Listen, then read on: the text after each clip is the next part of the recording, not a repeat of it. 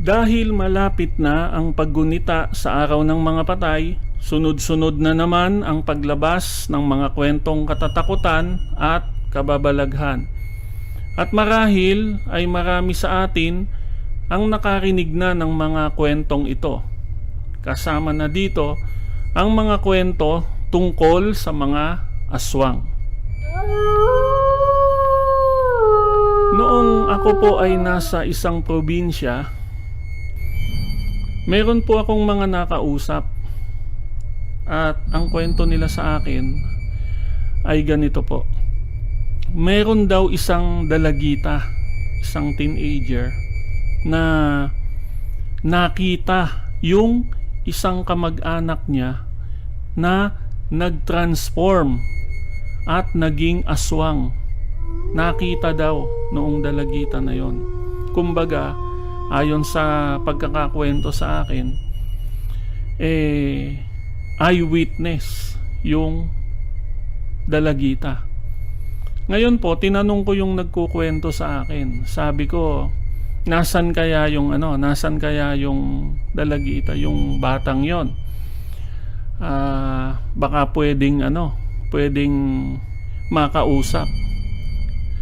May mga gusto lang sana akong malaman, may mga gusto lang akong itanong. Ngayon po, ang sagot sa akin ng mga kausap ko, 3 po yung nagkukwento sa akin Ang sagot po sa akin baka raw po nasa eskwela, o kaya baka kung nasaan may pinuntahan. At ang isa pa pong dahilan ay baka hindi rin daw po makipag-usap yung bata sa akin dahil hindi naman niya ako kilala, hindi naman po ako taga ron doon sa lugar na yon. So tama nga naman. Ngayon po, kaya ako kasi gustong makausap yung bata, yung dalagita. Meron akong mga gustong itanong sa kanya.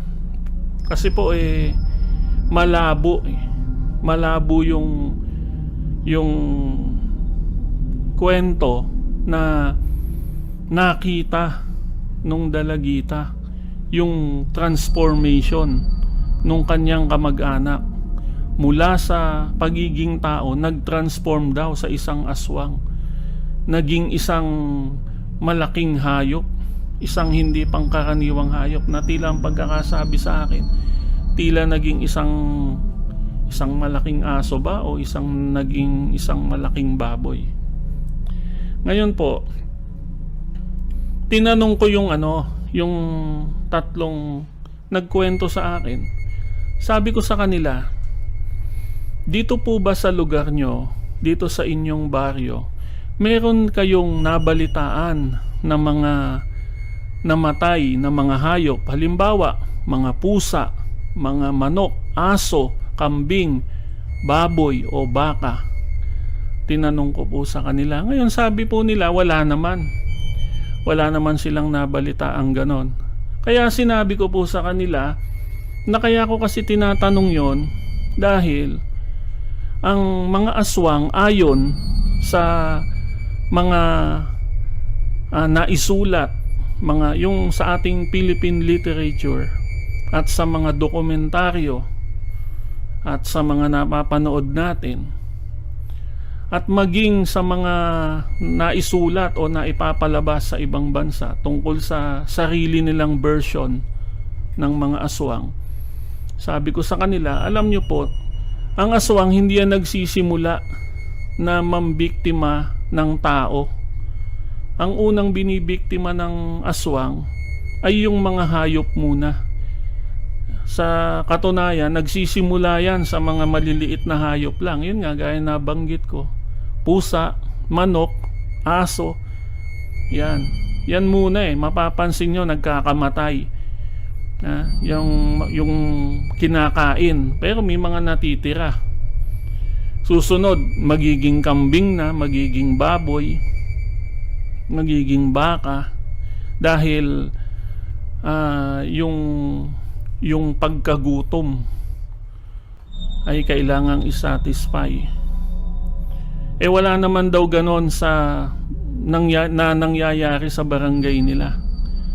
So sabi ko, yun pa lang malabo na merong totoong aswang dito sa barangay nyo. Ngayon, ang sagot po sa akin ng mga kausap ko, baka naman doon sa kabilang barangay o doon sa ibang barangay gumagawa ng ganon. Ngayon po, ang sagot ko, kahit ho sa kabilang barangay, kahit sa ibang barangay gawin yon, tiyak makakarating sa inyo yung balita na doon sa barangay na yon maraming natatagpuan na mga patay na pusa, na mga kinain na pusa, na mga kinain na aso, o mga kinain na mga manok at mga kambing. Tiyak makakarating sa inyo yung balita na yon. Wala rin namang nababalita na ganon sa ibang barangay. Yun pa lang po, malabo na. Ngayon, pagka ang aswang sa ating pagkaalam, sa ating literatura, sa ating mga dokumentaryo, nagsisimula lang yan kumain ng tao kapag sawa na silang kumain sa mga hayop. So magsisimula ng kumain ng tao yan. Doon po, wala namang nangyayaring ganun sa kanila. Ngayon po sana kung nakausap ko yung dalagita, yung bata, meron akong mga itatanong sa kanya para lang ma-confirm kung totoo ba yung sinasabi niya. So sana kung nakausap ko, ito po yung mga itatanong ko sa kanya. Una po, ang itatanong ko, anong oras ng gabi o ng madaling araw nangyari yon? So sasabihin po niya sa akin kung anong oras yon. Ngayon, tatanungin ko po siya, bakit gising ka pa nun? Bakit gising ka pa nung oras na yon? Anong ginagawa mo? Ang susunod ko pong itatanong, kasi itatanong ko, alam niyo po kasi yung aswang hindi yan magta-transform sa loob ng bahay kung meron siyang kasamang iba doon. Ganun po. Ang gagawin niyan, lalabas yan. Lalabas siya ng bahay, pupunta sa masukal na lugar, pupunta sa lugar na madilim, hindi matao, masukal. Doon siya magta-transform. Hindi mismo doon sa loob ng bahay, para hindi siya makita nung mga nasa loob ng bahay. So ngayon po, tatanungin ko siya, saan mo nakita? Saang lugar mo nakita na nag-transform yung kamag-anak mo? Sa loob ba ng bahay o sa labas? Ang pinakamalapit pong sagot kasi doon, sa labas ng bahay. Ngaliban kung nag-iisa lang yung kamag-anak niya doon sa bahay na yon, siya lang ang nakatira, pwede niyang gawin yon. Ngayon, ang tatanong ko sa kanya, nung ginagawa mo doon, halimbawa sa loob ng bahay nangyari, mag-isa lang yung kamag-anak niya, anong ginagawa mo doon? Ba't nandun ka ng ganong oras ng gabi?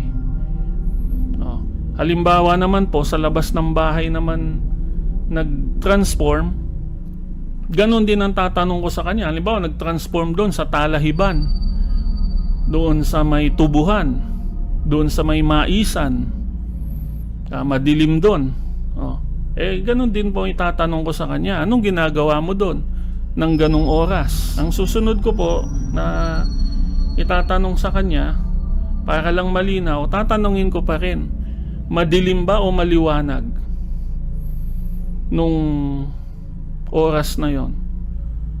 Sa probinsya po, nakita ko po yung lugar nila. Nakita ko po yung lugar. Siyempre, yung mga typical po na probinsya dito sa atin, na magkakalayo yung mga bahay, maraming puno, may mga tanim na sari-sari. Sa makatuwid po, madilim sa labas ng bahay paggabi. Ngayon, tatanong ko po sa kanya, gaano kakalayo doon sa nakita mo? Nung nakita mo yon, gaano kakalayo sa kanya? Mga ilang dipa mo? Pag sinabi niyang malapit, tatanungin ko naman po sa kanya, may nakaharang ba sa pagitan mo o wala? Halimbawa, meron bang mga nakasalansan na mga kahon? Meron bang mga puno? O nakatago ka ba sa maisan?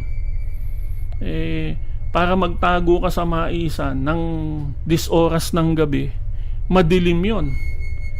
Para maaninaw mo pa na nag-transform yung isang tao. Ngayon po kasi, ang pagkaalam natin, ang aswang, matalas ang pakiramdam niyan. Matalas ang pakiramdam kaysa sa atin na mga ordinaryong tao.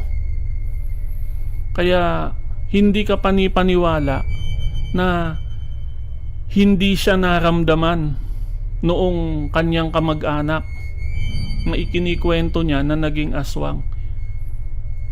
Pangalawa po, ang pagkaalam natin sa mga nababasa natin at sa mga napapanood natin, maging dito man sa Pilipinas o maging yung sa ibang bansa, yung mga kwento nila, yung mga dokumentaryo nila tungkol sa mga version nila ng aswang, ang mga yan po matatalas ang pang-amoy. So ngayon, kung naroon siya at nakita niya yung pagtatransform sa kalagitnaan ng gabi, sa dilim, bakit hindi siya naamoy? Pangatlo po, sa mga kwento rin at sa mga literature, sa mga dokumentaryo, nakasaad po doon na itong mga aswang malinaw ang mata sa gabi. Kaya nga po sa gabi lumalabas yan dahil malinaw ang mata nila sa dilim. Kung hindi malinaw ang mata niyan sa dilim, baka paglabas pa lang niya ng bahay, matalisod na yan wala pong ganon, hindi aswang yon. Pag sinabi natin na aswang, malinaw, matalas ang paningin sa dilim. Ngayon, kung yung bata, yung dalagita, nakita niya sa dilim, naaninaw niya yung pagpapalit ng anyo noong kanyang kamag-anak, imposible namang hindi siya makita nun. Mas matalas ang mata nun sa kanya sa gabi. Matalas ang pang-amoy, matalas ang pakiramdam, matalas ang paningin. Hindi siya nakita, hindi siya naamoy, hindi siya naramdaman na naroon lang siya sa paligid. Hindi siya kinain, na nabisto yung sikreto ng kanyang kamag-anak. Nabisto. Kakainin na siya nun. Kaysa maikalat na nabuko siya, nabuking, situking, nabuking na naging aswang. Kaya po hindi totoo yon. Hindi po ako naniniwala. Kaya po para sa akin kwentong kutsero lang yon. Hindi po totoo yon. Kwento lang yon ng mga walang magawa siguro, na para meron lang maipauso, para meron lang maipacirculate doon sa kanilang lugar, para meron lang pag-usapan, para meron lang katakutan. Napahaba na naman tayo. Bago po tayo magtapos, binabati muna natin yung mga totoong aswang. Binabati po natin yung mga totoong aswang. Yun po yung mga dumadapo sa dingding ng ibang bahay at inaaswang yung misis ng iba. So yan po ang totoong aswang. Bueno, maraming salamat po at hanggang sa muli.